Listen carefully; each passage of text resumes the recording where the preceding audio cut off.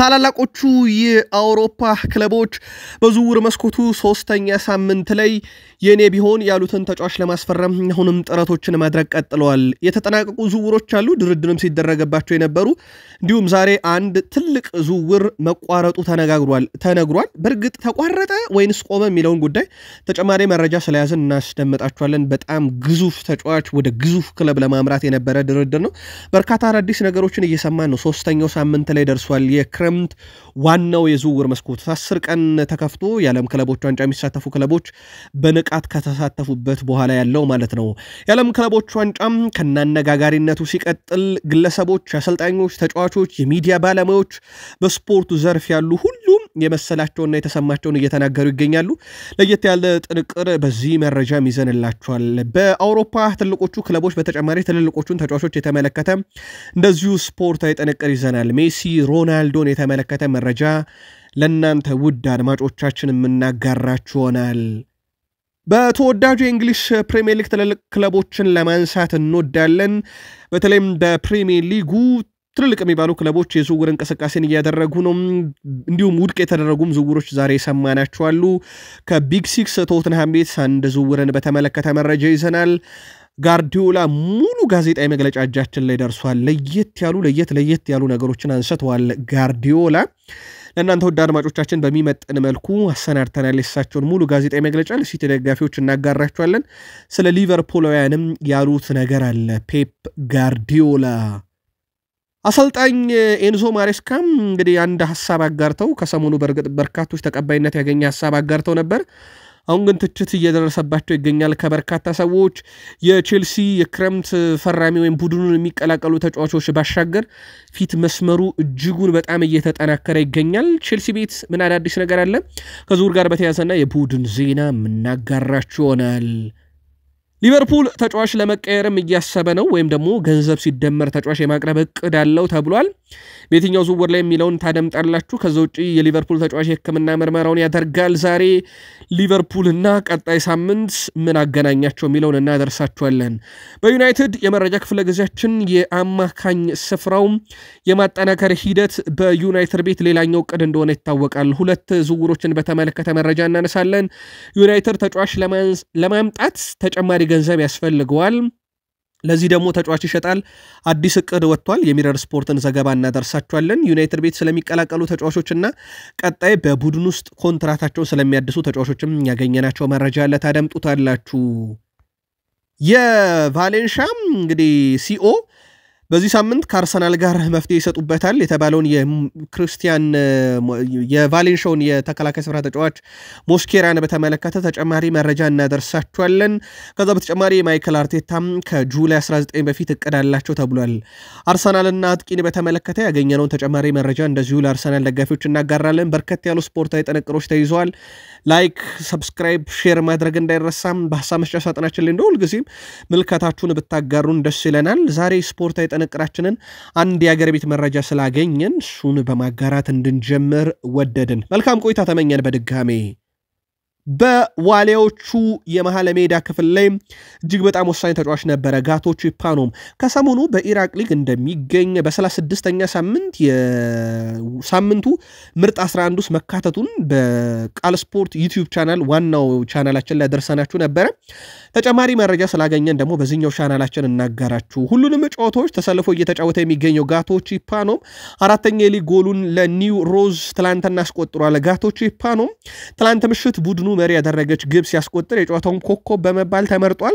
ኒው ሮዝ ክለብ ትላንት ምሽት ተጋጣሚውን 4-1 በሆነ ውጤት ድል አድርጎ ነበረ። ጋቶች ከትላንቱ የሊግ ጨዋታ አስቀድሞ በነበረ የሊግ መርሃ ግብር ቡድኑ አሸናፊ ያደረገ ግብ ሲያስቆጥር በሊጉ የሳምንቱ ምርጥ 11 መካተቱን እንዲሁ ነግረናችሁ ነበር። ትላንትና ግብ አስቆጣሪና የጨዋታው ኮከብ እንዲሁም የዋሊያዎቹ የመሃል ሜዳ ተጫዋች ጋቶ ቺፓኖም ሆኗል።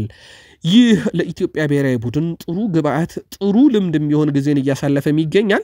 በቀጣይ ብሔራዊ ቡድናችንም በትልቁ ይወክላል ተብሎ ይጠበቃል።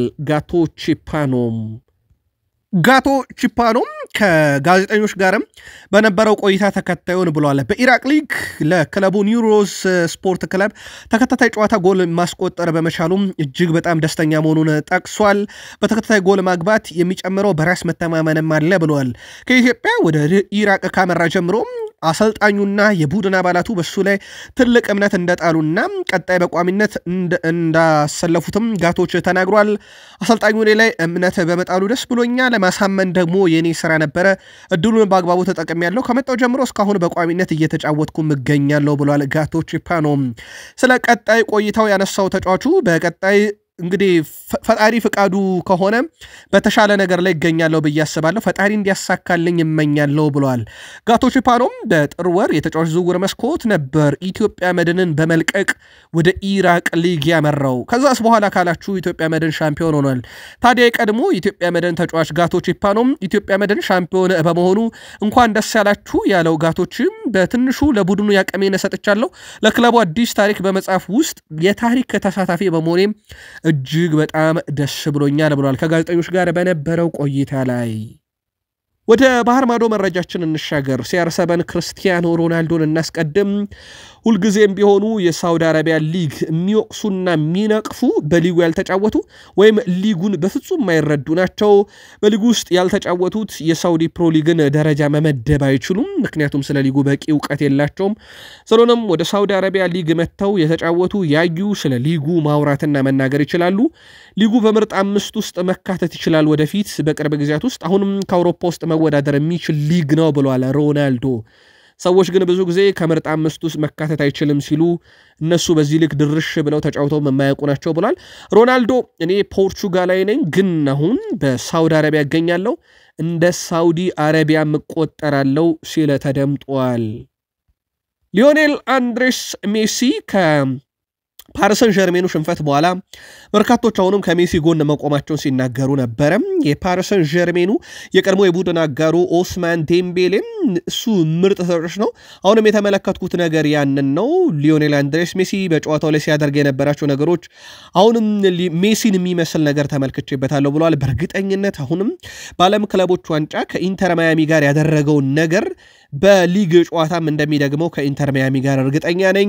ሊዮኔል ሜሲ 38 ዓመቱ ነው፣ ግን እንደ ድሮ ሲጫወት ነው የተመለከትኩት ብለዋል ኦስማን ዴምቤሌ። ሁለቱም በአንድ ወቅት ለባርሴሎና ሲጫወቱ ነበር። አሁን ደግሞ ሁለቱ ባርሴሎናን ጥለው ወጥተው አንዱ በኢንተር ማያሚ አንዱ በፓሪሰን ጀርሜን ሆነው ተፋልመው ፓሪሰን ጀርሜን የኦስማን ዴምቤሌው ቡድን 4-0 ኢንተር ማያሚን በ16 ጥሎ ማለፍ ማሸነፉ ይታወቃል። ሪያል ማድሪዶች ተጫዋች ለማስፈረም አሁንም ፍላጎት አላቸው። ገና ታዳጊ ተጫዋች አሁንም ለማምጣት ፍላጎት ያላቸው የኤዜድ አልካማሩን የአማካይ ስፍራ ተጫዋች ስሚዝን ነው ወደ ቡድኑ ማምጣት የፈለጉት። ትልቅ ፍላጎት አላቸው ብሏል ሞንዶ ዲፖርቲቮ። በሰሞኑ ደግሞ ወይም በቅርብ ጊዜ ሪያል ማድሪዶች ወጣትና በወደፊት እግር ኳሳቸው ላይ ትልቅ ተስፋ ያዩባቸውን ተጫዋቾች ለማምጣት እንደዚሁ ጥረት እያደረጉ ይገኛሉ። ሪያል ማድሪዶች ይህንንም ተጫዋች እየተከታተሉት እንደሆነ እንደዚሁ ተረጋግጧል።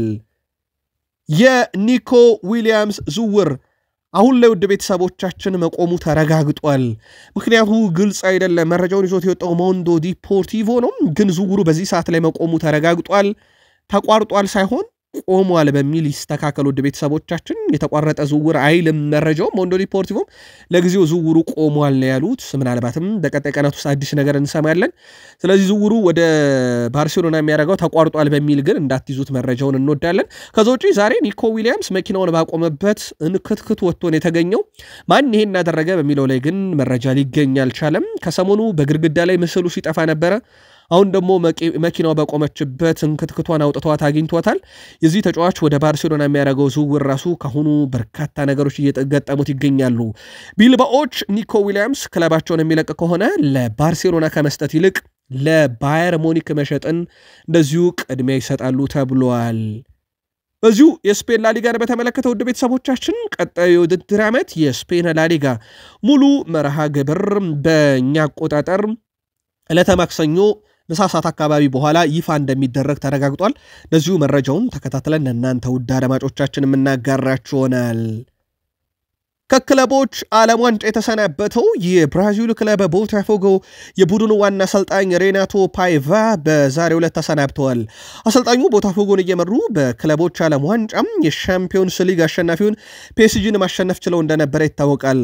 ቡድኑ በፓልሜራስ ተሸንፎ ከውድድሩ ውጭ መሆኑን ተከትሎ የክለቡ ባለቤት ጆን ቴክስተር አሰልጣኙን አሰናብቷል። ኮዲ ደግሞ ጆን ቴክስተር ፓላስን በሸጡ ማግስት እባክዎትን ኦሎምፒክ ሊዮንን ይልቀቁልን እየተባሉ እሳቸውን ከኦሎምፒክ ሊዮን ለማባረር ፈረንሳይ የሚገኙ የኦሎምፒክ ሊዮን ደጋፊዎች ጥረት ሲያደርጉ እሳቸው ደግሞ ኮዲ ከክለባቸው አሰልጣኝ አባረዋል። አሰልጣኙ በተጨማሪም ቦታፎጎን በኮፓ ሊበርታዶሬስ እና በኮፓ ዶ ብራዚል ቡድናቸውን 16 ውስጥ እንዲቀላቀል ረድተውት የነበረ ቢሆንም በዛሬው ዕለት ግን ካላፊነታቸው በባለቤቱ ጆን ቴክስተር አማካኝነት ተሰናብተዋል።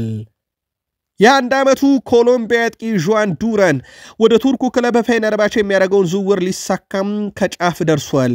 ዡዋን ዱራን በአልናስር ቤት ያለው ጊዜ አሁን ያበቃ መስሏል። በአመት አጋማሽ ማለት ነው ያበቃው።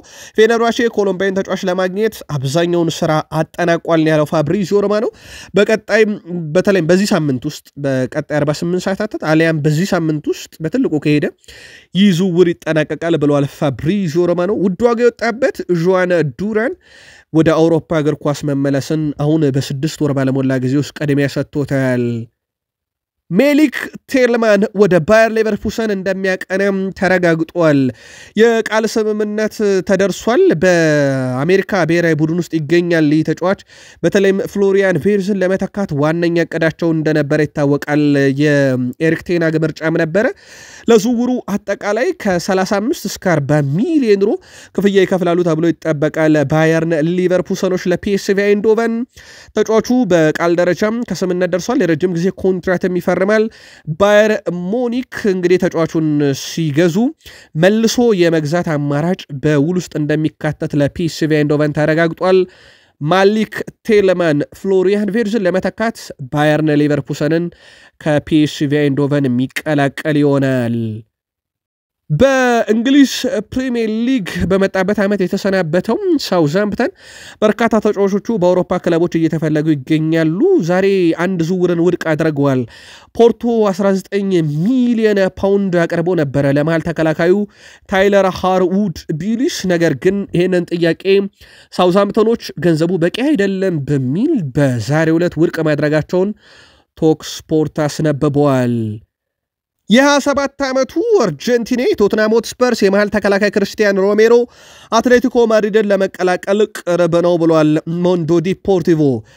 በነገራችን ላይ 55 ሚሊዮን ዩሮ ሲደመር 10 ሚሊዮን ዩሮ የቦነስ ጥያቄ የለንደኑ ክለብ ቶተንሃም ሆትስፐርስ ይቀበላል ተብሎ ይታሰባል። አርጀንቲና አሰልጣኝ ዲያጎ ሲሞኔ ከአርጀንቲና የመሃል ተከላካይ ክርስቲያን ሮሜሮ ጋር ባለፉት ቀናት በስልክ ውይይት አድርገዋል። ዩሊያን አልቫሬዝም ሌላኛው ተጫዋች ወደ ቡድኑ እንዲመጣ ጥረት እያደረገ ያለ ተጫዋች እንደሆነ ይታወቃል። የክርስቲያን ሮሜሮ ዝውውር የጊዜ ጉዳይ ብቻ መሆኑን ነው ሞንዶ ዲፖርቲቮ የሚያስነበበው። በዚህ ሳምንትም እልባት ሊሰጠው ይችላል ተብሎ ይጠበቃል። ለተጫዋቾች አስፈሪ ቡድኖች አሉ ብዬ ነግሬያለሁ ብለዋል ፔፕ ጋርዲዮላ። የማንቸስተር ሲቲ ዋና አሰልጣኝ ፔፕ ጋርዲዮላ ይላል በክለቦች ዓለም ዋንጫ ከአስፈሪ ቡድኖች አንዱ መሆኑን ለክለቤ ነግሬያለሁ ብለዋል። በዚህ ውድድር ትልቅ አቅም ያላቸው አስፈሪ ቡድኖች አሉ ብዬ ለተጫዋቾች ነግሬያለሁ ያሉት ጋርዲዮላ አልሂላል ከነሱ ውስጥ አንዱ ነው ብያለሁ ብለዋል። አልሂላል ተጋጣሚን የመጉዳት አቅም ያለው በፊት አድርገውታል፣ አሁንም ያደርጉታል፣ ለእኛም ስጋት ናቸው ብለዋል። ስለ ሳውዲ አረቢያ ሊግ እድገት ያነሱት ፔፕ ጋርዲዮላ ሊጉ በግልጽ በሚታይ መልኩ እያደገ ነው ብለዋል። ስለዚህ አልሂላልን መጠንቀቅ እንዳለባቸው ለተጫዋቾች ነግሬያለሁ ብሏል። ታላላቅ ተጫዋቾች ያላቸው ጠንካራ ተከላካይ፣ ጥሩ ግብ ጠባቂ፣ ልዩ አሰልጣኝ ያላቸው በአጠቃላይ የአልሂላል ተጫዋቾች እግሮቻቸውን እንዴት እንደሚጠቀሙ ያውቃሉና እኛ ደግሞ ለጨዋታው በደንብ ተዘጋጅተን መቅረብ አለብን ብለዋል።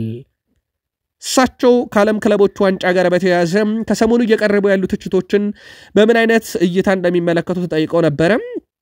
በተለይም እሳቸው ያው ይሄን የመወሰን ስልጣን የለንም ብለዋል። ይሄን የመወሰን ስልጣን የሌላ አካል ነው ብለዋል።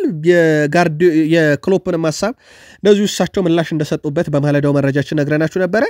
ፔፕ ጋርዲዮላ ውድድሩ ተጫዋቾችንና ቀጣይ ውድድር ዓመት ላይ የራሱ የሆነ ተጽዕኖ እንዳለው ግን አልሸሸጉም። የበርካቶችም ስጋት እሱ እንደሆነ ይታወቃል። የሰማዮቹ አሰልጣኝ ኤንዞ ማሬስካ በተመሳይ ከቀናት በፊት ውድድሩ ላይ ቀልድ ነው ብለው ነበር። እሳቸው በእርግጥ ምናልባት በተሳሳተ መንገድ እንዳይተረጎም ማሬስካ ቀልድ ነው ያሉት እየተካሄደበት ባለው መንገድ ላይ ነው። እንዳጠቃላይ ውድድሩን ስም ጠርተው አልተቹም። ነገር ግን ውድድሩ ላይ የገጠማቸው ነገር በሙሉ ቀልድ ነው የሚመስለው፣ እግር ኳስ አይመስልም ብለው መተቸታቸው ይታወቃል። ለማንኛውም ጋርዲዮላ ቀጣይ ውድድር ዓመት ላይ የራሱ የሆነ ተጽዕኖ ይኖረዋል ብለዋል። ጋርዲዮላ የጨዋታ ሰዓት መሻሻልን በተመለከተ ጥያቄ ቀርቦላቸው አዝናኝ መልስ ነው የሰጡት። ጨዋታ ሰዓት መሸጋሸግ እንደገጠመው ነግረናችሁ ነበር በማለዳው መረጃችን። ወደ ሌሊት 10 ሰዓት የጥሎ ማለፍ ጨዋታዎች ተሸጋሽገዋል ከሌሊት 5 ሰዓት የሚደረገው። ምክንያቱ መብረቅ ፍራቻን ልክ የቼልሲ አይነት ዕጣ ፈንታ ሌሎች ጨዋታዎች ላይም እንዳይገጥም በሚል ነው። ፔፕ ይገርማል። እኔ ምርጥ አሰልጣኝ እንጂ ምርጥ የመብረቅ ተቆጣጣሪ አይደለም ወይም የአየር ንብረት ባለሙያ አይደለም። ስለዚህ እኛ ተጫዋቱ ባሉን ሰዓት ይበጃል ባሉን ሰዓት እንጫወታለን። ከዛ ውጪ ግን ሰዓቱን መወሰን እኛ አንችልም። እኔ አሰልጣኝ እንጂ የመብረቅ ተቆጣጣሪ አይደለም ብለው አነጋጋሪ ምላሽ ሰጥተዋል። ፔፕ ጋርዲዮላ ስለ ሳቪኒዮም ተጠይቀው ነበር። ስለ ቡድናቸው ተጫዋች ሐሳባቸው እንደሚከተለው አጋርተዋል። ስለ ሳቪኒዮ ቆራጥ መሆኑን ተመልክቻለሁ። ግቦችን ማስቆጠር ይፈልጋል፣ አሲስት ማድረግ ይፈልጋል። እናም በሜዳ ክፍል ላይ የሚያሳየው ቁርጠኝነት እጅግ በጣም ድንቅ ብሎታል። በሁለቱም በኩል መጫወት ይችላል ብለዋል። በግራም በቀኝም የማጥቃት ኮሊደር ላይ መጫወት ይችላል። በጣም ፈጣን ነው። እሱ ማድረግ ያለበትን እንቅስቃሴ በዘዴና በብልሃት ተሞርቶ ያደርጋል። ቁጥሮቹም ያንን ነው የሚያሳዩት ብለዋል። ለዛም ነው ከኛ ጋር ያለው በሱ እጅግ በጣም ደስተኛ ነኝ ብለዋል። ከሰሞኑ በጣም አስደናቂ ግብ ያውም በተፈጥሯዊ ባልሆነው እግሩ ሲያስቆጠር ተመልክተናል። አይን ላይ በጋርዲዮላም ውዳሴ ቀርቦለታል። ፔፕ ጋርዲዮላ ስለምክትላቸው ፔፕ ሊንደርሰን የቀድሞ ሊቨርፑልም ሰው የሚሉት ነገር አለ። እውቀቱ ያስደንቃል። በፖርቱጋል፣ ሆላንድ፣ ሳልዝበርግ እና በተለይም በሊቨርፑል ድንቅ ስራን ሰርቷል እና ብዙ ተሞክሮች እንዳሉ ታውቃለሁ ብሏል። ከእንደዚህ አይነት ሰው ጋር ስትሰራም የበለጠ እያደግክ ትሄዳለህ። ቡድናችንም እየተሻሻለ ይመጣል። እኔ ምንም በምልበት ሁኔታ ከጎን የሆነ እንደሚያግዘኝ እርግጠኛ ነኝ። ሰዎችን ለማዳመጥ አእምሮዬ ክፍት ነውና የሚለኝን ነገር ሁሉ ለመስማት ዝግጁ ነኝ። እኔም በተቃራኒው ያለኝን እሰጣለሁ እና እየተጋገዝን ሲቲን አንድ እርምጃ ከፍ እናደርገዋለን። ፔፕ ሊንደርሰን ብዙ እውቀት እንዳለው አውቃለሁ ብለው የሊቨርፑል ተሞክሮንም አወድሰዋል። በማለዳው መረጃችን ሄሪስቶ ስቶቺኮቭ በቀድሞ ቡልጋሪያዊ ተጫዋች አሁን እንኳን በቀጥታ ስርጭት እግር ኳስን እያስተላለፈ የሚገኝ ጋዜጠኛ ክሎፕ ላይ የደረሰውን ትችት አድርሰናችሁ ነበር። ይህ የቀድሞ የቡልጋሪያ እግር ኳስ ተጫዋችና የአሁኑ የእግር ኳስ ኮሜንታተር እሳቸው በክሎፕ ብቻ አላበቁም፣ ወደ ማሬስካም ዞር ብለዋል። ማሬስካ ከሰሞኑ በዓለም ክለቦች ዋንጫ ዙሪያ በተለይም እግር ኳሱ ለረጅም ደቂቃ ቢያንስ ለ2 ሰዓት መቋረጡ ቀልድ ማለታቸው ይታወቃል። ዣን ኢንፋንቲኖ መብረቁን እንዲያቆምለት ፈልጎ ነው ወይ? ዣን ኢንፋንቲኖ እግር ኳስ እንደሚያስተዳድር እንጂ መብረቅን እንደሚቆጣጠር አላውቅም እና ምን አስቦ ይህን እንዳላላውቅም ብሎ ማሬስካን ተችቷል። ጆሮቢ ሚካኤል ግን አንድ ጥሩ እይታ ያለው መልእክት አጋርቶ ነበረ። በተለይም ደቂቃው የተቋረጠበት ደቂቃም ከሜዳ እስኪወጡ ድረስ የፈጀው ደቂቃ ነበርና በዛ ደቂቃ ቢጫወቱ ጨዋታው ማለቅ ይችል ነበር የሚል ቅሬታን አቅርቧል። ማሬስካ ለ2 ሰዓት ጨዋታው ሲቋረጥ ዋጋ ሊያስከፍለን ነበር፣ ቀልድ ነው ብለው ነበረ። ነገር ግን ሄሪስቶ የቀድሞ ቡልጋሪያዊ ተጫዋችና የአሁኑ ኮሜንታተር ዣን ኢንፋንቲኖ መብረቅ እንዲያቆምለት ፈልጎ ከሆነ ማሬስካን እሱ ይህ አቅም የለውም ብለው ተችተዋል። በእርግጥ እኚህ ግለሰብ በርካታ ነጥቦችን አንስተዋል። በርካታ ተቃውሞ የዓለም ክለቦች ዋንጫ ላይ ሲቀርብ እሳቸው ተከላካይ ሆነው ቀጥለዋል። ተጫዋቾች 20 ሚሊዮን ዩሮ በዓመት ሲቀበሉ ዝም ነው የሚሉት፣ ተጫዋቱ ሲባሉ ግን ቅሬታ ያቀርባሉ ብለው ተችተዋቸዋል። የአሌክሳንደር ሴፌሪንም ሐሳብ ነው። ከዛ ውጪ ራፊኒያንም ወርፈዋል። እሳቸው ራፊኒያ ተጫዋቾች እንዴት በረፍት ቀናቸው የዓለም ክለቦች ዋንጫ ላይ እንዲሳተፉ ይገደዳሉ የሚል ከሰሞኑ ቅሬታ አቅርበው እኛም በመረጃችን ነግረናችሁ ነበር የራፊኒያን ቅሬታ። ሄሪስቶም አክለውም ይህ ተጫዋች ራፊኒያን ማለታቸው ነው። ይህ ተጫዋች ውድድሩን እየተቸ ይገኛል። እስቲ ቀጣይ ዓመት ልክ በዚሁ ሰዓት ከውድድሮች መጠናቀቅ በኋላ የዓለም ዋንጫ አለ፣ ያን ጊዜ ለብራዚል ብሔራዊ ቡድን በዓለም ዋንጫ ልጫወትም ሲል ካንደበቱ ልስማ ብለው ለራፊኒያ ምላሽ ሰጥተዋል። ቼልሲ ላይ ስለሆነን የቼልሲን መረጃ እንቀጥል። ቼልሲ አሁን 4 አጥቂዎችን ወደ ቡድኑ አምጥቷል። ጄም ባዮን ጊተንስ ከቦሩሲያ ዶርትመንድ፣ ዊሊያን ስታቪዮን ከፓልሜራስ፣ ዦ ፔድሮን ከብራይተን፣ ሊያም ዴላፕን ከኢፕስዊች ታውን አምጥቷል። ጆቫኒ ኳንዳን ደግሞ ጥር ላይ በእኛ አቆጣጠር ወይም በፈረንጆቹ ጃንዋሪ 2026 ላይ የግላቸው ያደርጋሉ ማለት ነው። አሁን ቼልሲ ቤት 0 ቁጥር የሌለው ተጫዋች አለ። በነገራችን ላይ አንድ ተጫዋች ከ30 ተጫዋች በላይ ይዞ ውድድርን መጀመር አይችልም። ማስመዝገብ የሚችላቸው ተጫዋቾች ከ25 እስከ 30 ባለው ቋት ውስጥ እንደየሊጎቹ ሊለያይ ይችላል። ከዛ በላይ ተጫዋችን ማስመዝገብ እንደማይችል ይታወቃል። ሲቲም ለዚህም እንግዲህ ቡድን ውስጥ የሚያስመዘግባቸው ተጫዋቾች ቁጥር ያሉትን በሙሉ አይደለም መርጠው ነው ማሬስካ ቡድን ውስጥ የሚያካትቱት። ግን አሁን የአጥቂ ስፍራቸው በራሱ በርካታ አማራጮችን እንደያዘ ይታወቃል። 263 ሚሊዮን ፓውንድ ወጪ አድርገዋል በዝውውር መስኮቱ ላይ ከብራይተን ብቻ ባለፉት 3 ዓመታት ገደማ ተጫዋችን ለማምጣት በተለይም ከአሰልጣኝ ጀምሮ ያምጥተዋል። ከብራይተን ኤንድ ሆቭ አልቢዮን አሰልጣኝ፣ አማካይ፣ ተከላካይ ከአጥቂም እስከ ግብ ጠባቂ ከብራይተን ይበጀናል ያለውን ሁሉ ቼልሲ ገንዘቡን ረብጣ በራቸውን መዘው አምጥተዋል። ተረኛው ጆዋ ፔድሮ ሆኗል። አንድ አድማጫችን ከሳንቼዝ ውጪ የተደረጉትን ዝውውሮች ደግፋለሁ የሚል በሀሳብ መስጫ ሳጥናችን ላይ አጋርቶን ነበረ። ግን ከብራይተን ወደ ቼልሲ እየመጡ ባሉ ተጫዋቾች ኩኮሬላን፣ ሞይሰስ ካይሴዶ፣ ጆዋ ፔድሮ፣ ሳንቼዝ በአጠቃላይ ከመጡ ተጫዋቾች አሰልጣኙን ጨምሮ ምልከታችሁን ብታጋሩን ቼልሲያን ደስ ይለናል። ሊቨርፑል በቀጣይነት ከክሪስታል ፓላስ ማርክ ጉዌን ለማምጣት በሚያደርገው ጥረት ላይ 1 ዓመት ኮንትራቱ ለቀረው ተጫዋች በርካታ ገንዘብን ከመክፈል ይልቅ እንደ አማራጭ ከሊቨርፑል ጋር ሊቀጥሉ የማይችሉ ተጫዋቾችን የዝውውሩ አካል ማድረግ ታስቧል። ቤንዶክ በክሪስታል ፓላስ በኤቨርተንም ይፈለጋል። እንደ እቅድ ሊቨርፑሎች በዝውውር ውስጥ ለማካተት አስበዋል የተባለው ሊቨርፑል ለክሪስታል ፓላስ ለማርክ ጉዌ ጠየቃቸውን እስከ 50 ሚሊዮን ፓውንድ የመክፈል ምንም አይነት ፍላጎት እንዳላቸው ከሰሞኑ በግልጽ እንዳስታወቁ ነግረናችሁ ነበረ። የሊቨርፑሉ ተከላካይ ስፍራ ተጫዋች ጀረል ኳንሳ አሁን ጀርመን ይገኛል። የሕክምና ምርመራውን እያደረገ ተጫዋቹ ጀርመን መድረሱ ሲገለጽ በቀጣይ አሰልጣኝ ኤሪክ ቴን ሃግን ቡድን ከሕክምና ምርመራው በኋላ ይቀላቀላል። ባየርን ሊቨርፑልን ተጫዋቹን 40 ሚሊዮን ዩሮ በሚደርስ የዝውውር ሂሳብ ለማስፈረም ነበረ ከሊቨርፑል ጋር ከስምነት ደርሰው የነበረው። ሲጠበቅ የነበረው ዩሮ ከ21 ዓመት በታች ሲጠናቀቅ ነበረ። ሊቨርፑል ከ1 ዓመት በኋላ ተጫዋቹን 70 ሚሊዮን ዩሮ በሚጠጋ ክፍያ መልሶ የመግዛት አማራጭ ባንቀጽ ውስጥ ተካቷል። 40 ሚሊዮን ዩሮ የሸጡትን 30 ሚሊዮን ዩሮ ጨምረው ነው ቀጣይ ዓመት የሚገዙት። ያም የሚሆነው ተጫዋቹ እጅግ በጣም አስደናቂ ብቃት አሳይቶ ሊቨርፑሎች ማስፈረም ከፈለጉ ብቻ ነው። ልክ የዛሬ ሳምንት ሊቨርፑሎች በልምምድ ማዕከላቸው ይገኛሉ። አዲስ የፈረሙትን ተጫዋቾች ጨምሮ ነባር ተጫዋቾች ለክለባቸው የመጀመሪያውን ልምምድ ከዓመቱ መጠናቀቅ በኋላ ያደርጋሉ። አብዛኞቹ ረፍት ላይ እንዳሉ ይታወቃል። 2025 ከ21 ዓመት በታች የአውሮፓ ዋንጫ አሸናፊው ሃርቪ ኤሊዮት እና ታይለር ሞርተን በአውሮፓ ዋንጫ ምክንያት ተጨማሪ ረፍት ያገኛሉ ተብሎ ሲታሰብ፣ ሌሎች ተጫዋቾች ግን በቡድን ውስጥ ተገኝተው የመጀመሪያ ቀን ልምምዳቸውን ልክ የዛሬ ሳምንት የሚያደርጉ ይሆናል። ሊቨርፑል ከሰሞኑ ዝውውር ላይ ቀዝቀዝ ብሏል። አዲስ ነገር ካለ ግን ተከታትለን እንደምናደርሳችሁ ቃል ገባን። ማንቸስተር ዩናይትድ ከአጥቂም ከአማካይም ከተከላካይም ከሁሉም የሜዳ ክፍል ላይ ተጫዋች ለማምጣት ፍላጎት አለው። አሁን ላይ በዋነኝነት እየሰሩ ያሉት አጥቂና አማካኝ ስፍራ ላይ ነው። ማንቸስተር ዩናይትድ በእነኚህ ሳምንታት ውስጥ ታዲያም ተጫዋች መሸጥ ግድ ይለዋል፣ እነኚህ ዝውውሮች ለመጨረስ ማለት ነው። ከፊት መስመር በተጨማሪ በአማካኝ ስፍራ ላይ ተጫዋች ለማስፈረም አሁንም ጥረቶች ቀጥለዋል። በዚህ ቦታ ላይ የአታላንታው ኤደርሰንና የክሪስታል ፓላሱ አዳም ወርተን በማንቸስተር ዩናይትድ ቅድሚያ ተሰጥቷቸውም ስራዎች እየተሰሩ ያሉ ዝውውሮች እንደሆኑ ተረጋግጧል። እስካሁን ምንም አይነት ይፋዊ ጥያቄ ለሁለቱም ተጫዋቾች ማንቸስተር ዩናይትድ ባያቀርብም በወኪሎቻቸው በኩል ግን ተጫዋቾቹ ለገበያ እንደቀረቡ አረጋግጧል። በተለይም ኤደርሰን ለገበያ እንደቀረበ ይታወቃል፣ በአታላንታ በኩል ማለት ነው። ማንቸስተር ዩናይትድ አስቀድሞ ግን ተጫዋቾችን ወደ ገበያ አውጥቶ እነኚህን ዝውውሮች ከመፈጸሙ በፊት መሸጥ ይጠበቅበታል። ይፋዊ ድርድርም ለማድረግ ዩናይትድ ገንዘብ ይፈልጋል። መረጃውን የኢኤስፒኤኑ አምደኛ ሮብ ዳውሰን ያሰፈረው። ከዚህ ጋር በተያያዘ ማንቸስተር ዩናይትድ ለገበያ ያቀረባቸውን ተጫዋቾች ላይ የተወሰነ የሂሳብ ቅናሽ ለማድረግ እንደሚገደድ ደግሞ ሚረር ስፖርትን ያረጋገጠው። ማንቸስተር ዩናይትድ የቀረበለትን የዝውውር ጥያቄ ለማጤን በሁሉም ተጫዋቾች ላይ ፍላጎት ቢኖረውም ነገር ግን ክለቦች ዩናይትድ በለጠፈባቸው ገንዘብና ተጫዋቾቹ ባላቸው ሳምንታዊ ደሞዝ ምክንያት ዝውውር የሚያደርጉ ክለቦች ገፍተው ሊመጡ አልቻሉም። ለአብነት ያክል ታይለር ማላሲያ ለዚህ ማሳያ ነው።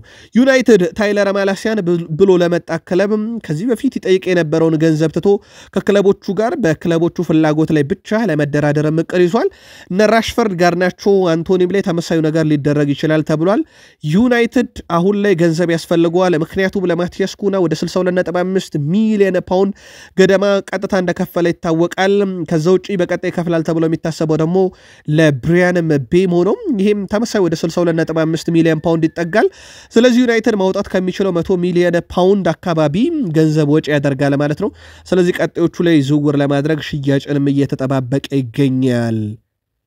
ወደ እንግሊዝ በረራ የጀመረው ዲያጎ ሊዮንን በተመለከተ ቀጣይ ሳምንት ማንቸስተር ዩናይትድም እንደ ሌሎች ክለቦች ሁሉ የመጀመሪያውን ልምምድ ያደርጋል። ከዋናው ቡድን ጋር ልምምድ ሊያደርግ እንደሚችል መረጃዎች ወጥተዋል።